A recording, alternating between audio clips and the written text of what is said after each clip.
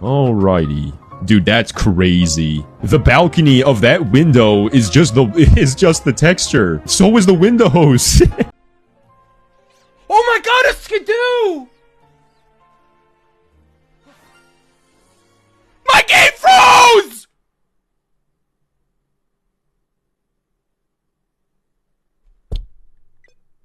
No!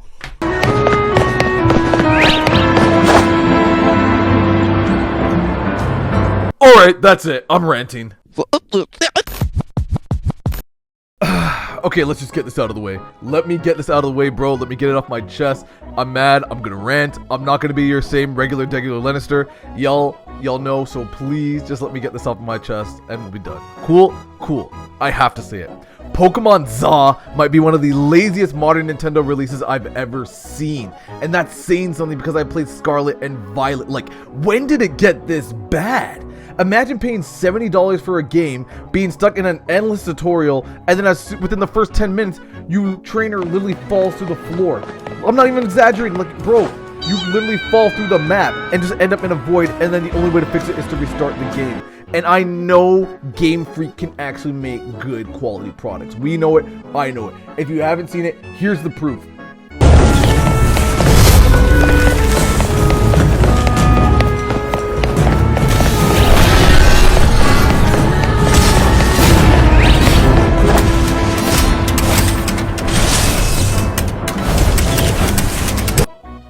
So by that logic, we can determine that it may not be Game Freak, the developer themselves, that's doing this, but more so has to do with the Pokemon Company and Nintendo as to how they want their games to be created and manufactured. Because take it in, a leak came out recently that showed that Nintendo only invested $13 million into Pokemon ZA for it to be created. Oddly enough, Nintendo actually made $3 billion in profit last year. So they got the bread to do this. But according to them only putting in 13 million, they only needed to make like what, bro? Like sell 200,000 units to break even, and they broke even. So now they're hitting profit because they already know that people are going to buy this regardless of the state that it comes out in. And you know what really kills me? The fact that there's still no voice acting in 2025. Like none, not even any, literally nothing. And it's 2025, and Pokemon's out here making you read so much dialogue as if you're studying for a college exam, to the point where you just start spamming A to get through it. And you've got these dramatic scenes where your rival's yelling something at like, "Let's go, you'll never defeat me," but it's completely silent, and kind of takes the sting out of it. And don't get me started on that one concert scene. What was that?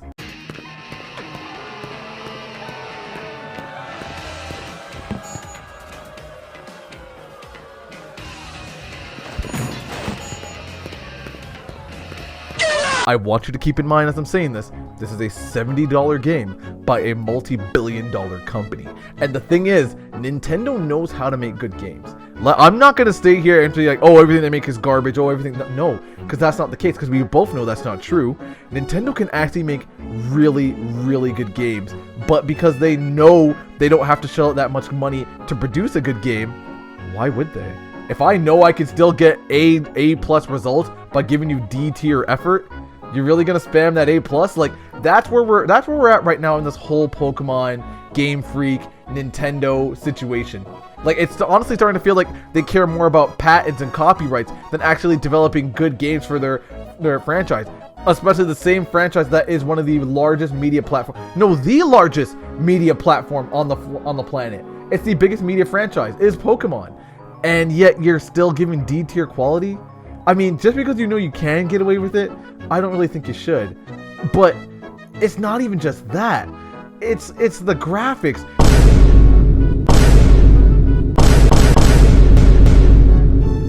Like these visuals as well. They look like they were rendered for Sonic 06 or something. On the Switch 2, it looks bad, but on the Switch 1, it looks really worse. The only thing you're getting better on the Switch 2 is that 60 FPS that everyone was talking about, and everybody said, oh, this is going to be really good. Not only that, certain textures aren't even lining up with the models. And a lot of the textures look really flat. Like, dude, you have a texture of a balcony, but no model of said balcony, so it's just kind of plastered on there. Now, I get it. A lot of people kept saying, well, I don't play Pokemon for, you know, building designs or grass or models or anything like that. I'm just here for the Pokemon and the character that I can customize. I get that. We all get that. But dude, you can't deny the fact that this looks like it was poorly made, to the point where it's just like, you would have been better off not even having this game in a city. Like, Lumiose 2.0 looks like a nightmare when you think about it. Like I said, yeah, there's flat textures and repeated window patterns going everywhere. You can't even go inside said buildings majority of the time. Like, in all honesty, it almost looks like you're looking at a Gary's Mod kind of like, or mobile game even. Like a Gary's Mod type of game or a mobile game at that point.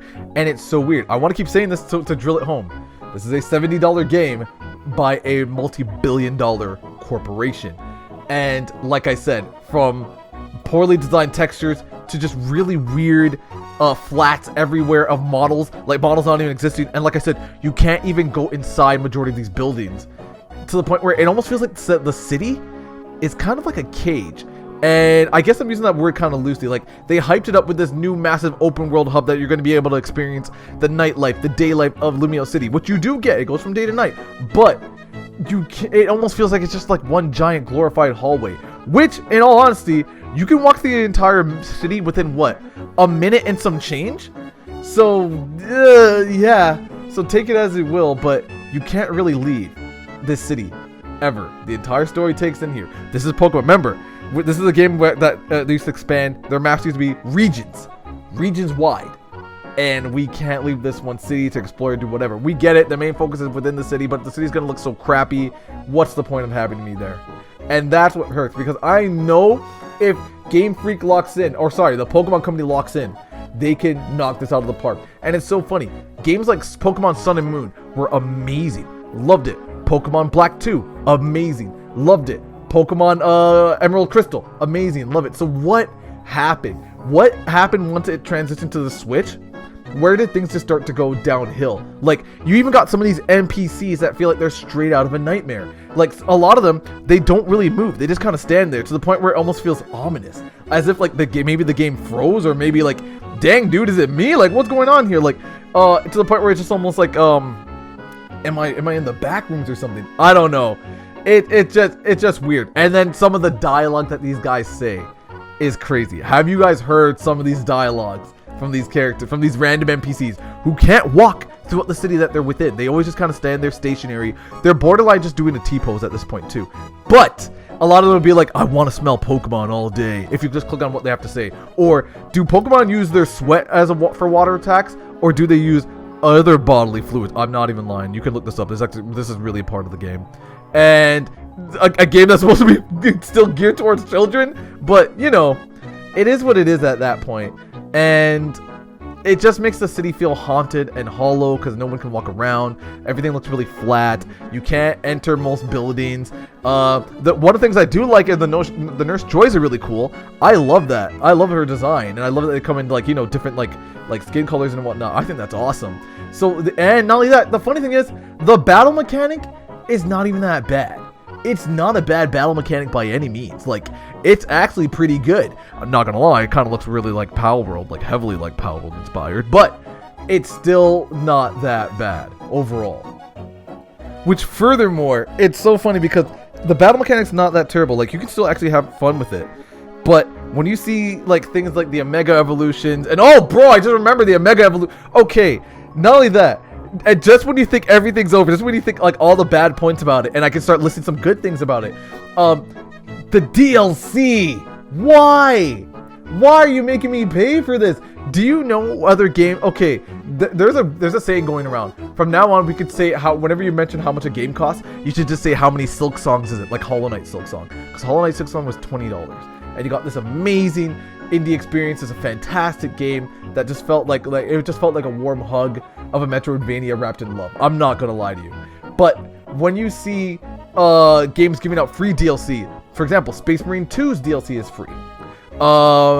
Expedition 33's DLC is free. There is multiple games releasing free DLC like periodically, to the point where you're getting your value's worth.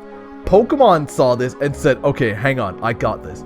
Bro, this DLC was not only day one, because DLC from Expedition, all these other games, their DLC was not day one, meaning it had to be time to cook and need to be prepared. Pokemon is giving you day one DLC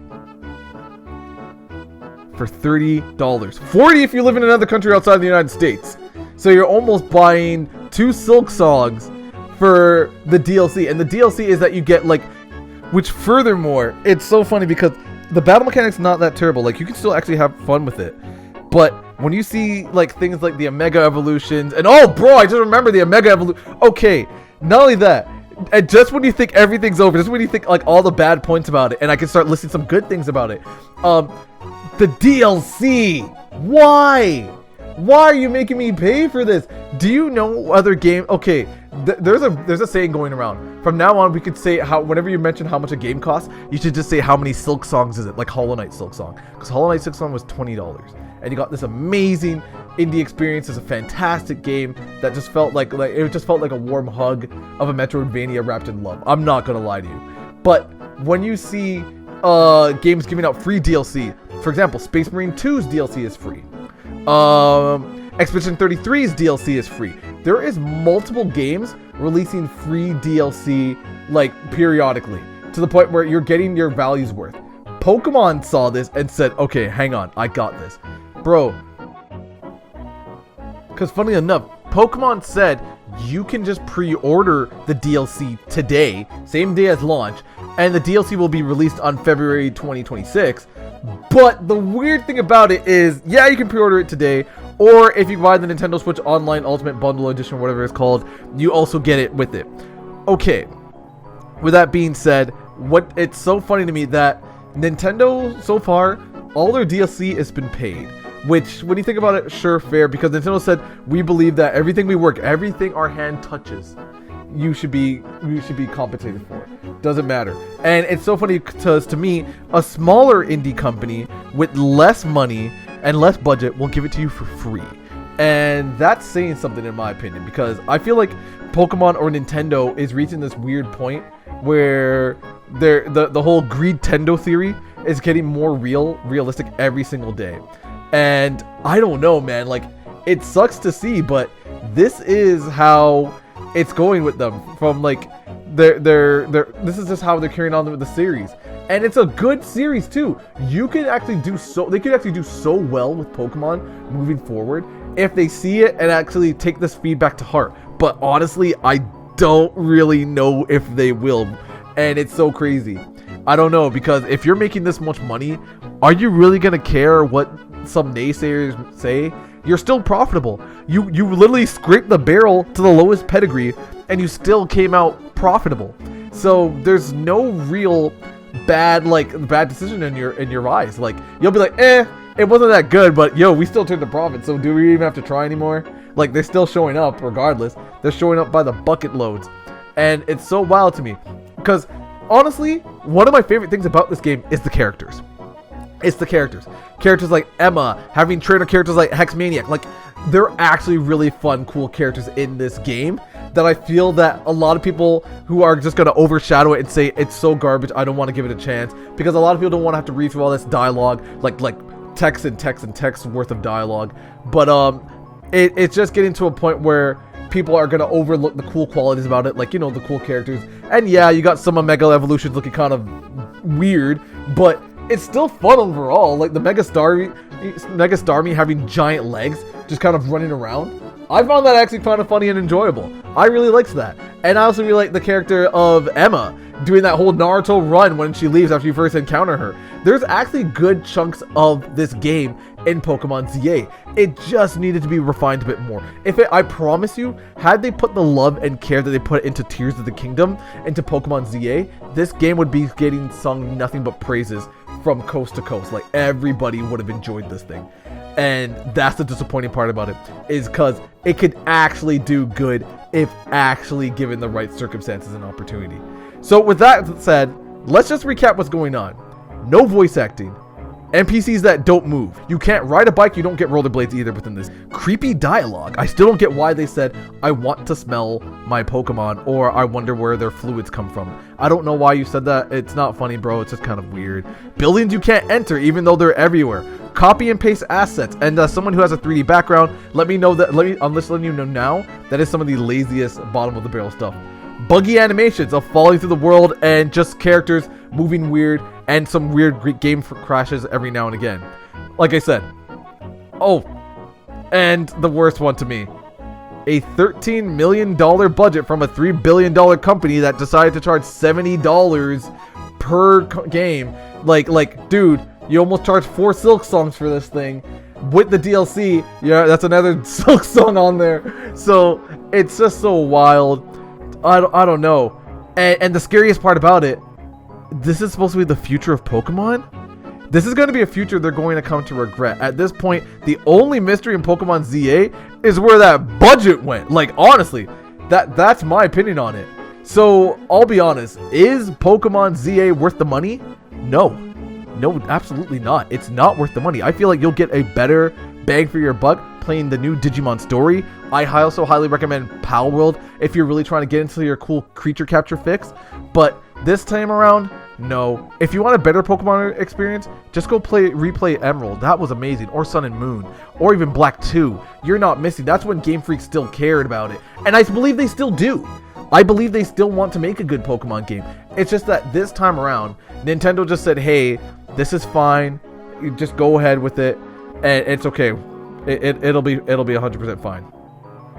I don't know. I just hope next time moving forward, they hire some voice actors. They actually work hard on their models. They just get that stuff that Pokemon fans would love and just give it to them. Because a lot of diehards are overlooking all of it. And it's a lot to overlook. But the Metacritics don't lie, man. They're there for a reason, bro. But with that being said, I'm done my rant. I just had to get that off my chest. You let me know your thoughts. Do you like Pokemon ZA? Do you feel like the game made a right choice? Do you feel like Nintendo and the Pokemon company are actually undermining the value just because, like, you know, they're one of the biggest media franchises on the planet, so they don't really have to try as much? Or do you think that, you know, maybe they actually do feel bad about this? I don't know. Who knows? Let me know in the comments, guys. You know the drill. Like, comment, subscribe, and all that stuff. I would love to hear your feedback because I still really think there's actually some really cool parts of this game. And that's it, dude. I'm done ranting. I'll get back to my regular animation and stuff later on. I just had to get this off my chest. Okay, I'm gone. Bye.